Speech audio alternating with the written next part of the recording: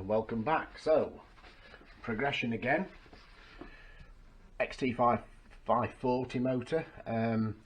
Right, cleaned up, we've done our oil mod. We have got new seals. I'll move back and add new seals in here, gearbox chain, gear chain shaft, output shaft and crank seal, all cleaned. So we're ready to start introducing some components back. So use my trusty Ellie blocks on here. Let's get them set where. So right, moving on with this. To get this gearbox back in, I've got the gearbox laid out.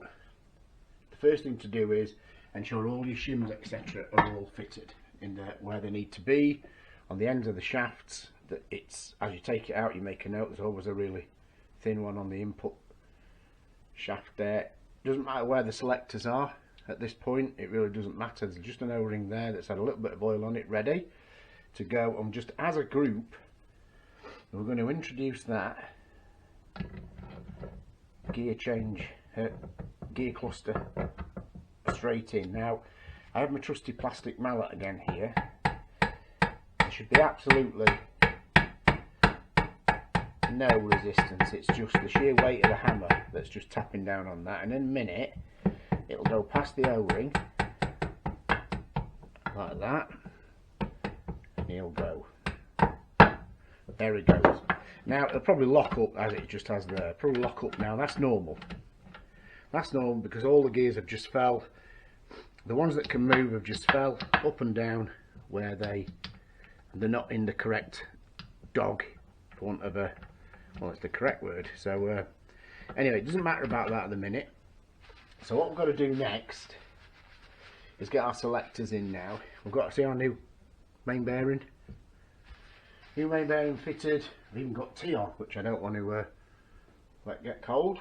So the next thing to do is, with this motor, the double one, because it needs a bit of room to get this in. So it's always at that plane, sort of like that. Now there is a hole just in the case there that you'll see on yours. You'll see two holes at the side of the larger hole that the selector drum sits in. Okay, now all we've got to do is just leave them on the shaft. The circlips are on, circlips on each end. What we're going to do is this fork and this fork have a corresponding ring that they have to sit in. Okay, so as that slides in there and slides in, just let the fork slide up and down this shaft until they align with the forks that they want. Okay, just a little bit fiddly, but there we go. So the forks are in there corresponding. You can see that one moving that gear up and down, and all we do is swing it completely as far out of the way as it'll go. They're in the, it's in its run. Each selector fork is in its run, and again the same thing for the same thing now is going to be for this gear. Just slot it over and then swing it and move it as far out of the way as you can, but it's actually into the slot on the gear. Next thing we need to do, look for the detent area. That's neutral. That little area there is neutral. Okay, that's the neutral switch trigger. As it's moving around, it touches the switch at the back, creates an earth circuit for the bulb. So that's our neutral, and this area here with this threading is where our detent plunger goes, with a spring-loaded excuse me, detent that actually sits in that, and it holds it in neutral or in gear, whichever one it is. So we're just going to aim that little area there at the detent. So if we aim it just somewhere near like that, and then this is the fiddly bit, because this pin on the selector runs in the middle. There's three channels on this. In fact, it's easy to take it out and show. There's one channel there that moves up and down, one there and one there. Okay, so putting it back in, just in the neutral area. So this one runs in the middle channel, so we slide it up and down until that peg aligns with the middle channel, and as it does, that pin should just drop. If there's a bit of oil in it, I'll probably try being a bit resistive to do it. There we go. Okay, so the pin is now holding this gear where it needs to be in relation to the selector drum. So if I spin that, is it going to be better to spin it around or not?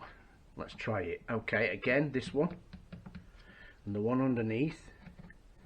So there's the bottom run, as we saw, and this top run. We have to swing it towards the selector drum, ensure that these pins go in, and you'll feel just press down on the shaft, and now them pins are in. And now you'll find it does turn, because all the gears and shaft and forks are holding the gears in the correct position. Okay, so that for now is literally it. We just need to make sure that they're sat in the pins. We've got neutral. In fact, if we try, you can actually, if we turn the selector drum, can I do it?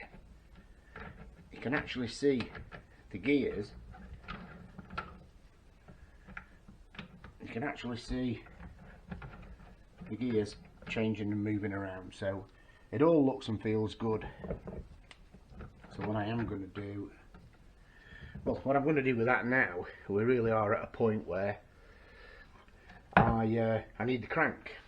So we're going to get some blue roll over this, some rags, whatever, and like I say, the crank now needs to slot down through into this bearing.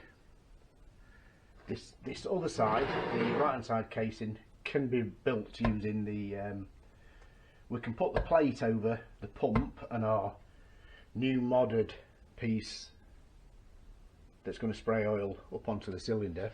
Now, just a point here where the corresponding to this one, in this case, where it looked like I said it had been gone with a grinder. That's not me that did that. That's how it came to me. I do struggle why that's been done, if I'm honest. But anyway, it has. I mean, had it been left and not been cut off with a grinder, it would have mated up to this one, and it would have created a little bit of resistance in here, which would have forced the oil, more oil, into that oil pump anyway. I mean, it wasn't like it was able to pressurize, because it is sort of lubricating into this gear shaft, etc, etc. But anyway, I'm just at a little bit of a loss to that, but why that was chopped off. And the only thing I can think is it's to relieve some of the pressure that the scavenge pump's going to produce. That's the only thing I can think. But anyway, we still haven't blocked it off. We're going to have a jet on here, as we've said in a couple of previous videos. So yeah, the next thing to do is, this has all been cleaned again. We're just ready for the crank.